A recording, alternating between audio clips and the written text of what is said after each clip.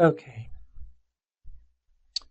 all right. Go to create and make sure you're in the polygon primitive section, and let's create a plane. Right, just drag and drop to create a plane, and make sure to zero out all the transformations to put the plane in the origin, and just round these numbers. Select 15, and let's just kill the grid.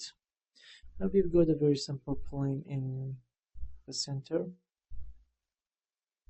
Okay, just go to XGen, create description, make sure the plane is selected, then click on description, and let's choose placing and shaping guides. Just create.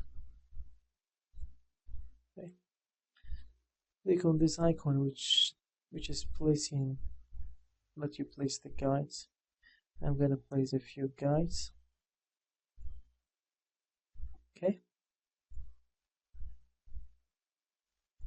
you can place as many as you want, something like that. Okay, if you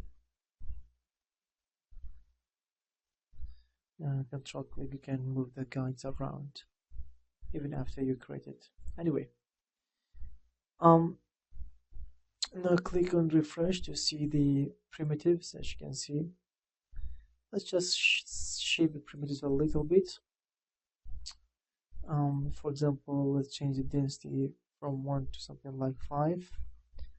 It's some denser look, and then the length, let's change the length to something like maybe 5 again, and the width to half that amount, 0.05, and give it some taper with then some taper start. So that's what we've got, and here we go. Now let's go to the modifiers. Okay, now let's talk about the modifiers. If you click on create, you can apply any of these modifiers to this primitive, and each will have some kind of effect. For example, the simplest one to understand is clumping. If you just click on clumping and choose OK, we'll get some kind of error because we don't have any map to or guides to create this clumping effect. You have to set up maps, and we have a few options here to set up the map. In fact, we have two options in general, which including the load. It will be three options, but generally there are two options. One of the options is to generate. If you click on it, you will get these yellow guides. So the hair will be clumped from these points, or you can use guides. And if you have guides in this case, that will be much easier because you'll get clumping from these guides positions. Let's choose guide and choose save. Now that's what we have got. Now we can change the parameters of this clumping. For example, you can say the clumping comes to 0 at the tip. You can change it to a little bit higher, not 0, as you can see here. And also we've got the a few options here. For example, you can give it some variance. You can volumize it, give it some kind of shape, Just click on volumize. You can see some kind of shape. I like volumize usually. You can even change this shape as you like. For example, can add the shape you want. Also, we can copy the effect or cut effect. Let's just choose the cut effect, such as the cut to 1. You can see, but I actually don't like this effect to be like that. I prefer to use the cut modifier. I'll change it back to 0. We have the noise effect. I usually don't like this. I prefer to use the noise modifier. And let's just apply. You can apply as many clumping as you want. Let's just apply one more clump. Just click on this, go to clumping and choose OK. Again, go to the setup maps. You can choose guides, or we can choose generate. Okay, let's just this time choose generate. So we have more small clumps. Choose save. So this is what we've got. We get in a very big clump, and each clump are being also clumped to smaller ones. Can increase the clumping to half that value, so that will not be fully clumped, half clumped. Let's just choose 0.7, and here we go. So we go to quite. If you want to see the clumping, you have a region map color, so you can see each arc a clump, which is a color visualization. Okay. Also, we can apply noise. Just go to add one more modifier. Let's choose noise. Okay. This is noise. Okay, you can see we've got some kind of noise, especially at the top, because at the very bottom there's no noise. At the top we have got the most amount of noise.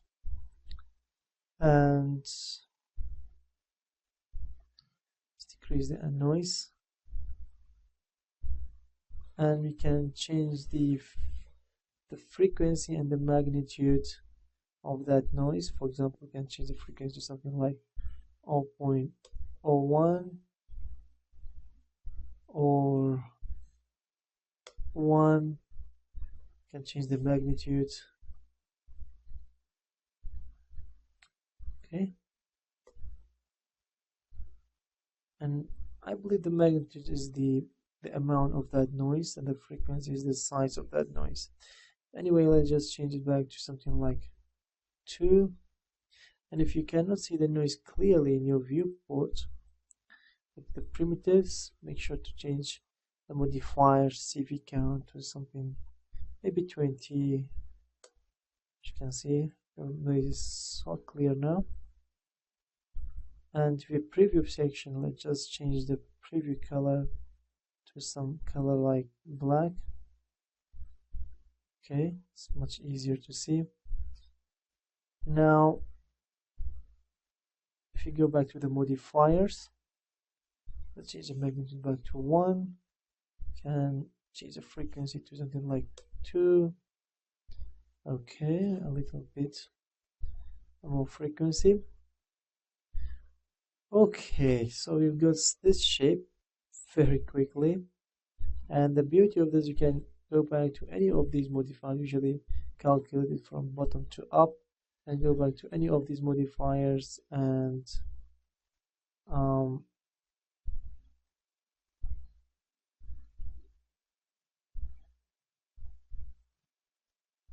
okay, we can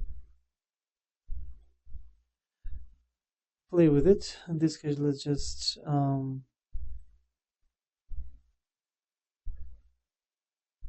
okay, leave it as it is. All right, and let's choose one of the very most used modifiers. This is the anim wire. Yeah, at least I use this, I think, the most. and it is used for animation. We just click on it, we'll get some error. Again, we don't have map and guides to make this happen. So this Animwire is similar to if you go to the primitives in the guide animation. If you choose turn animation on, create some mirror system, then we say like the curve is attached to this, then we've got the animation. This section, if we go to the modifiers, we have more options. For example, we can specify that the usually default is the clumping. We can specify that in a specific region we want the animation to happen. Let's just choose clumping in this case, and create a map. And when do you want to create the maps for the guys to make the animation out?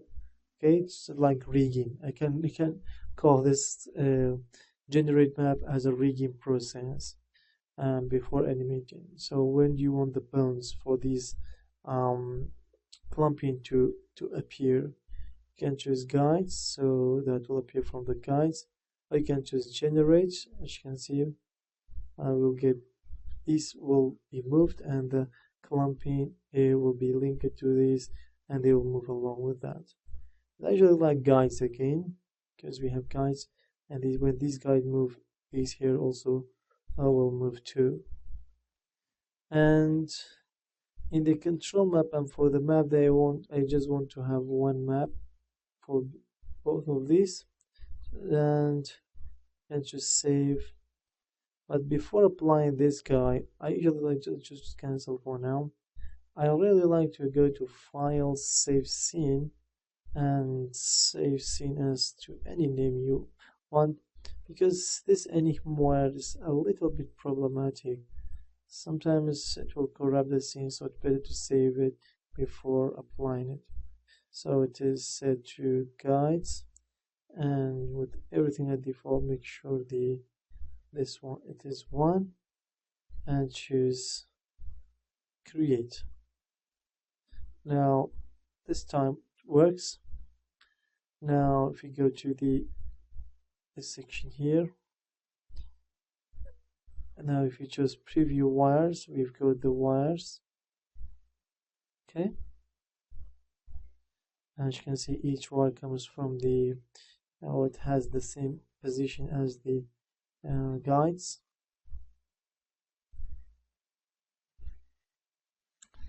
Okay,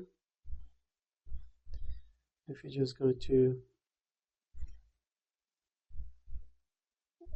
now we have to go to, after preview it, now we've got these guides, or these wires you can call it, and just create hair system. If you click on the create hair system, make sure all these are checked. If you just go to reset, these two are unchecked by default. Just check them to collide with the mesh and snap curve base to surface. And we've got paint, face, or curves, the same as before. Let's just make curves was easier to control. Just make dynamics. Now if you just create the end dynamic here, we've got also the nuclear and the curves. So if you just look at this, now we've got about 48 curves. Now if we just select all the curves here, you can see we've got about 48 curves. Select all the curves and choose attach to hair system, and we've got the Animwire works fine. There is no error whatsoever. We just play it. It looks like it doesn't work. If we just refresh it and play it, still it doesn't look like it works. Just make sure to select all these options when you attach to the curve. Now if I just play it, now it works just fine. Okay, and we can also apply other effects, like for example the wind. In the wind, we can find wind.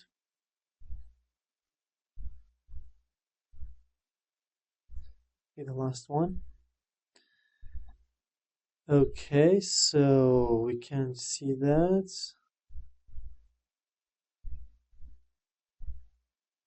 Can change the stiffness to something like 0.5, and the contrast maybe to something like 1, with shear strength to maybe 0.5. So let's just look at that.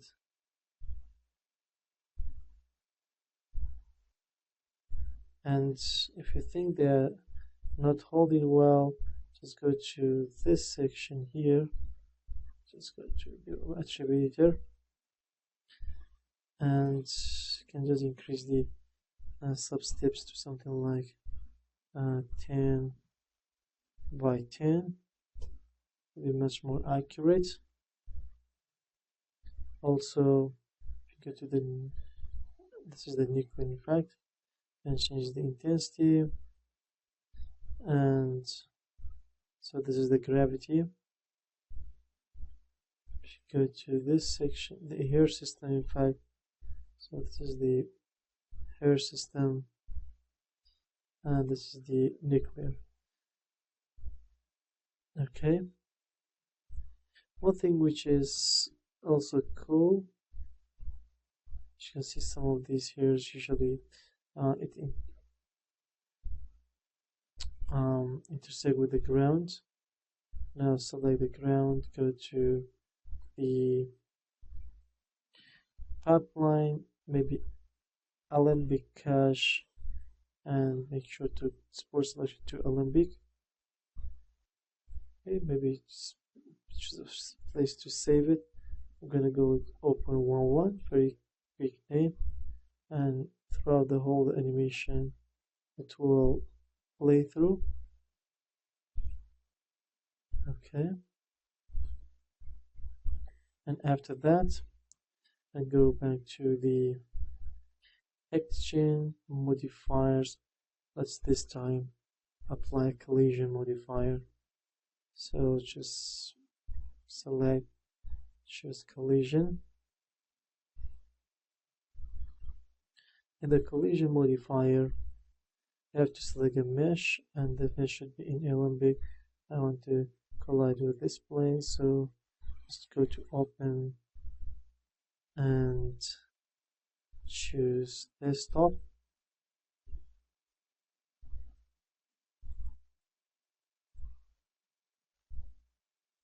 Just click on it. There we go. Now you play through it. As you can see, we have the least amount of penetration. Okay, and you can apply more effects. Let's just in this case to the attributor. In the gravity, let's just change it to something like 2. As you can see, moves down much slowly. Alright, and let's apply one more modifier, the XGen modifiers tab. Go to the modifiers, we've got the cut, just choose OK. Now we've got some random amount here, just click on here. It randoms from 0 to 0.2 and change it to 1 to maybe just choose 0 in fact to 4. Okay, choose save. In fact, don't save it, just choose accept. As you can see, now if we just play it That's what we've got. Excellent. All right, so we've got quite a lot of modifiers, and modifiers are really cool, especially like this one. So if you just click on it, and we can change the count scale, make them